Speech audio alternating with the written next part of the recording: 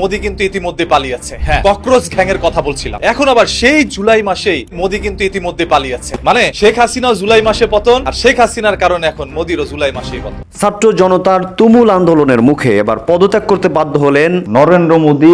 এবং এক দফার বিষয়ে কি কি সিদ্ধান্ত নিয়েছে শিক্ষার্থীরা। এবার ছাত্র জনতার তীব্র আন্দোলনের মুখে পদত্যাগ করলেন ভারতের প্রধানমন্ত্রী নরেন্দ্র মোদি। তরুণদের তীব্র আন্দোলনের মুখে এই সিদ্ধান্ত নিতে হয় তাঁকে। ভারত লন্ডভন্ড ককরুচে, ভয়ঙ্কর ককরুচের আক্রমণে বিধ্বস্ত ভারতীয় সরকার এবং নরেন্দ্র মোদী গভর্নমেন্ট। নরেন্দ্র মোদী প্রধানমন্ত্রী, মানে উনি পালিয়ে গেছেন। যা ঠিক একই ফাঁদে নরেন্দ্র মোদী পড়েছে। আরে কারো ঘর ভাঙতে আসলে অবৈধভাবে, অনৈতিকভাবে কারো ঘর যদি আপনি ভাঙেন, কারো সুখের সংসার যদি আপনি ভাঙেন, তাহলে সেই একই কারণে একইভাবে আপনারও সেই পতন আপনার উপরেও আসতে পারে। বিক্ষোভের মুখে যেভাবে প্রাণ বাঁচালেন নরেন্দ্র মোদী। প্রয়াত রাষ্ট্রপতি জিয়াউর রহমান হত্যায় জড়িত সেনাবাহিনী প্রধান জেনারেল ওয়াকারুজ্জামান, তাকে সেনাবাহিনীর কাছে হস্তান্তর করা হয়েছে। এখন সেনাবাহিনীর প্রচলিত বিচার প্রক্রিয়ার মাধ্যমে তার বিরুদ্ধে পরবর্তী আইনগত পদক্ষেপ নেওয়া হবে। দর্শক, কথায় আছে অন্যের ঘরে আগুন দিলে সেই আগুনে একদিন নিজের ঘরই পুড়ে। প্রিয় দর্শক, ভারতের প্রধানমন্ত্রী নরেন্দ্র মোদীর অবস্থা হয়েছে ঠিক সেরকমই। ঠিক বাংলাদেশে যেরকম ঘটনা ঘটেছিল সেরকমই ঘটনা এখন ঘটতে চলেছে ভারতের রাজনীতিতে। বাংলাদেশের সাধারণ ছাত্র জনতা দাবি তুলেছিল যে দেশে কোনো কোঠা প্রথার চালু থাকবে না।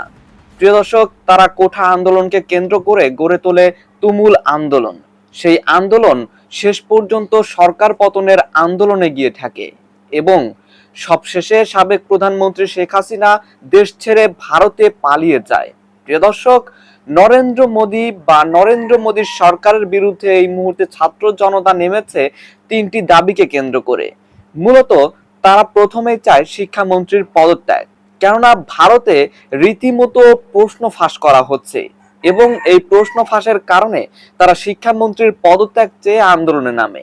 এখন সেই আন্দোলনে নরেন্দ্র মোদীর সরকার বা তাদের লাঠিয়াল বাহিনী আক্রমণ শুরু করে দিয়েছে।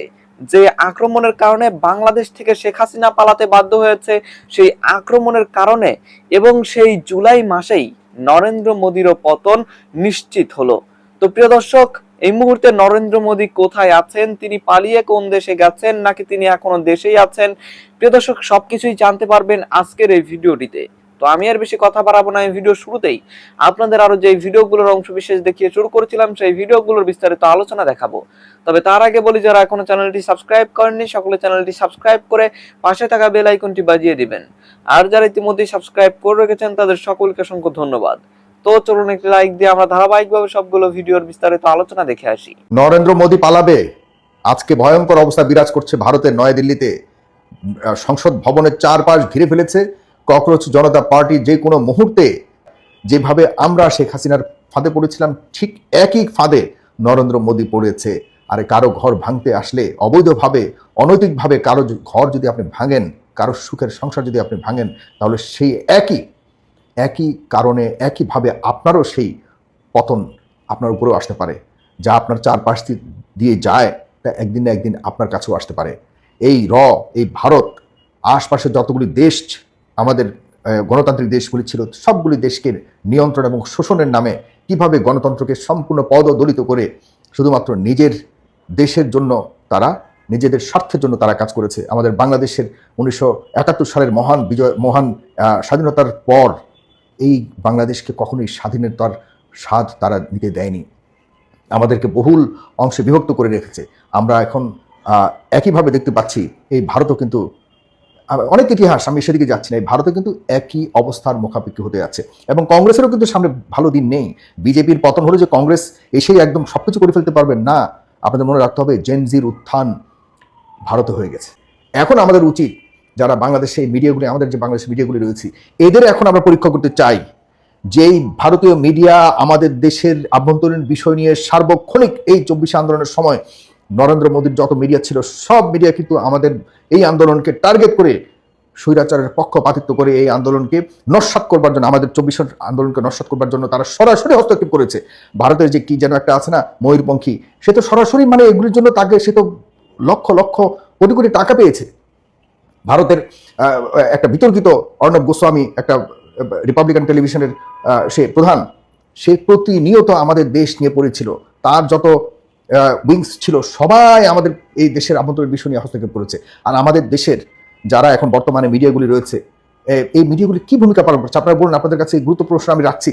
আমাদের দেশকে নিয়ে যেভাবে খেলেছে, আর তারা তো এখন গর্তে পড়েছে। এখন তো আমাদের উচিত তাদের ছবিটা দেখানো, যে তোমরা দেখো আমাদের সাথে কি করেছো। তারা কোথায় আফগানিস্তানে, কোথায় নেপালে, কোথায় শ্রীলঙ্কায়, আমাদের বাংলাদেশের সব জায়গায়, ভুটানে, বার্মাতে, সব জায়গায় নাক ঢুকিয়ে সবগুলি দেশকে অতিষ্ঠ করে রেখেছে। এদেরকে তো এখন আমার সবচেয়ে বেশি ক্ষতিগ্রস্ত হয়েছে এই বাংলাদেশ। এই বাংলাদেশের এখন কথা বলার সময় এসছে। এখন তারা রিয়ালাইজেশন করবে যে যেই কষ্ট তারা আমাদের বাংলাদেশে দিয়েছে, সেই কষ্ট একইভাবে এখন তাদের উপরে আসছে। আমরাও এখন এই আন্দোলনকারীদের পক্ষে বলবো, তারা ভারতীয় জনগণ, আমরা তাদের স্বাধীনতা, তাদের যে দাবি দেওয়া রয়েছে, এই জেনজির কারণেই বাংলাদেশ স্বাধীন হয়েছে, তাদের ভারত মুক্ত হয়েছে। আজকে আমরা চাই ভারতীয়রা ভারতের বিজেপি মুক্ত হোক এবং ভারতের স্বাধীনতার সার্বভৌমত্বকে তারা চমৎকারভাবে এনজয় করুক, উপভোগ করুক। এখানে আমাদের জায়গা থেকে, আমাদের মিডিয়ার পক্ষ থেকে সার্বক্ষণিক এখন থেকেই কথা বলা উচিত, ভারতীয় জনগণের পক্ষে কথা বলা, যে আমরা ভারতীয় জনগণ, আমাদের কালচার সব কিছু সেম। আমরা ভারতীয় কালচার বলতে কোনো কিছু না। আমরা আমাদের কালচার, ভারতের কালচার সব সেম। আমরা এগুলিকে সবসময় লালন করেছি, ধারণ করেছি। কিন্তু এই ভারত আমাদেরকে শুধুমাত্র রাজনৈতিক সুবিধা পাওয়ার জন্য এবং আর্থিক সুবিধা পাওয়ার জন্য, শোষণের জন্য আমাদের ভিতরে আমাদের আভ্যন্তরীণ রাজনীতিকে ধ্বংস করে দিয়েছে। এখন আমরা সেগুলিকে তুলে আনতে চাই। বাংলাদেশের যারা মিডিয়া রয়েছেন, আপনারা কতটুকু সেই জায়গায় নিজেদেরকে তুলে ধরতে পারবেন, এই চ্যালেঞ্জ আপনাদেরকে দিচ্ছি। প্রিয় ভাইয়েরা, আপনারা যারা দেখছেন আমার এই ভিডিওটি শেয়ার করবেন। এবং আমি চ্যালেঞ্জ দিচ্ছি, আমার দেশের বর্তমানে যেসব মিডিয়া রয়েছে, এরা কি দালাল নাকি আমার বাংলাদেশের পক্ষের? আজকে তাদের অগ্নি পরীক্ষার সামনে আসছে। যেভাবে আমাদেরকে ভারতীয় মিডিয়া টার্গেট করে আমাদের গণতন্ত্রকে নস্যাৎ করবার চেষ্টা করেছে, আজকে আমাদের বাংলাদেশের মিডিয়ারা কি করে সেটা আমরা দেখতে চাই। প্রতিনিয়ত আপনারা কমেন্ট করবেন, প্রতিনিয়ত আপনারা জিজ্ঞাসা করবেন তাদেরকে যে তোমরা কি করছো, তোমরা আসলেই কি ভারতের দালাল, রয়ের দালাল, নাকি তোমরা বাংলাদেশের সার্বভৌমত্বের পক্ষের মিডিয়া? এই এখন বড় ধরনের চ্যালেঞ্জ তোমাদের পরীক্ষা তোমাদের সামনে এসছে। বাংলাদেশে 2024 সালের জুলাই মাসে শিক্ষার্থীদের আন্দোলন ধীরে ধীরে এমন এক গণ আন্দোলনের রূপ নিয়েছিল যা শেষ পর্যন্ত দেশের রাজনৈতিক ইতিহাসই বদলে দেয়। ঠিক সেই জুলাইয়ের মতো ঘটনা ঘটছে ভারতের রাজধানী নয়াদিল্লিতে। যদিও দুই দেশের রাজনৈতিক আন্দোলনের লক্ষ্য এবং প্রেক্ষাপট এক নয়, তবু শিক্ষার্থীদের নেতৃত্বে রাজপথে নেমে আসা, পুলিশের সঙ্গে সংঘর্ষ, কাঁদানে গ্যাস, লাঠিচার্জ এবং সরকার বিরোধী ক্ষোভ, এসব দৃশ্য নতুন করে আলোচনায় এনেছে ভারতের চলমান আন্দোলনকে। ভারতের রাজধানী নয়াদিল্লিতে ককরোচ জনতা পার্টি বা সিজেপির ডাকা লং মার্চ টু পার্লামেন্ট কর্মসূচিকে কেন্দ্র করে সোমবার সকাল থেকেই হাজার হাজার শিক্ষার্থী জড়ো হতে শুরু করেন যন্তর মন্তরে। তাদের লক্ষ্য ছিল শান্তিপূর্ণ মিছিল নিয়ে সংসদ ভবনের দিকে এগিয়ে যাওয়া। কিন্তু আগে থেকেই পুরো এলাকায় কঠোর নিরাপত্তা ব্যবস্থা গড়ে তোলে দিল্লি পুলিশ। ব্যারিকেড, অতিরিক্ত পুলিশ ও আধা সামরিক বাহিনীর সদস্য মোতায়েন করা হয়। এরপরই শুরু হয় উত্তেজনা। বিক্ষোভকারীরা কয়েকটি স্থানে নিরাপত্তা ব্যারিকেড অতিক্রম করার চেষ্টা করলে পুলিশের সঙ্গে ধস্তাধস্তি শুরু হয়। পরিস্থিতি দ্রুত নিয়ন্ত্রণের বাইরে চলে গেলে পুলিশ লাঠিচার্জ করে এবং কাঁদানে গ্যাস ছুড়ে আন্দোলনকারীদের ছত্রভঙ্গ করার চেষ্টা করে। সংঘর্ষে আন্দোলনকারী ও পুলিশ উভয় পক্ষেরই অনেকেই হতাহত হন।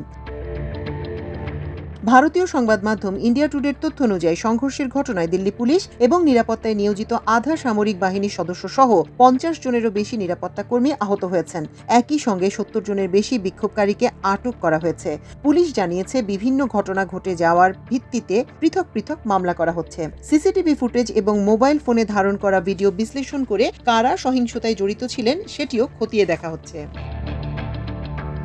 এদিকে আন্দোলনের এক পর্যায়ে সিজেপির প্রতিষ্ঠাতা সভাপতি অভিজিৎ দীপকে নিরাপত্তা বাহিনী তুলে নিয়ে গেছে, এমন অভিযোগ ছড়িয়ে পড়ে সামাজিক যোগাযোগ মাধ্যমে। তবে পরে সংগঠনটি জানায় তাকে গ্রেপ্তার করা হয়নি। মূলত ভারতের মেডিকেল ভর্তি পরীক্ষা নিটে ব্যাপক অনিয়ম, প্রশ্নপত্র ফাঁস এবং দুর্নীতির অভিযোগ তুলে কেন্দ্রীয় শিক্ষামন্ত্রী ধর্মেন্দ্র প্রধানের পদত্যাগের দাবি করেছে সিজেপি।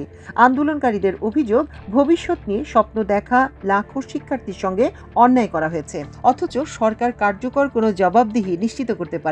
পরিস্থিতি আরও উত্তপ্ত হয়ে উঠলে মধ্য দিল্লির কয়েকটি এলাকায় সাময়িকভাবে মোবাইল ইন্টারনেট পরিষেবাও বন্ধ করে দেওয়া হয়।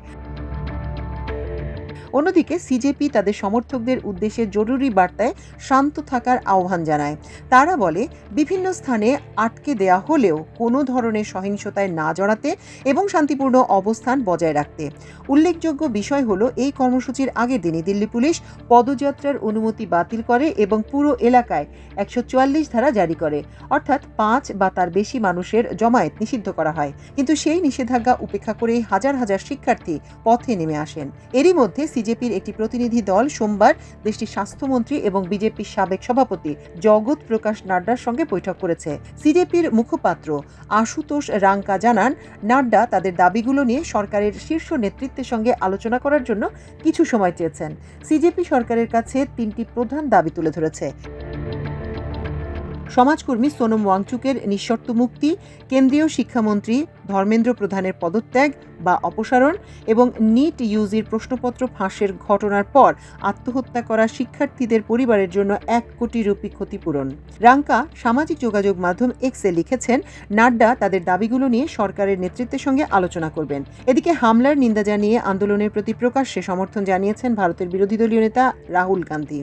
একই সঙ্গে শিক্ষার্থীদের দাবিগুলো গুরুত্বের সঙ্গে বিবেচনার জন্য প্রধানমন্ত্রী নরেন্দ্র মোদীর প্রতি আহ্বান জানান তিনি। দিল্লি সফর বাতিল করে হঠাৎ কেন চীনের দিকে ঝুঁকছেন প্রধানমন্ত্রী তারেক রহমান? নরেন্দ্র মোদীর আমন্ত্রণ পেয়েও কেন তিনি ভারত সফরে না যাওয়ার মতো এত বড় একটি সিদ্ধান্ত নিলেন?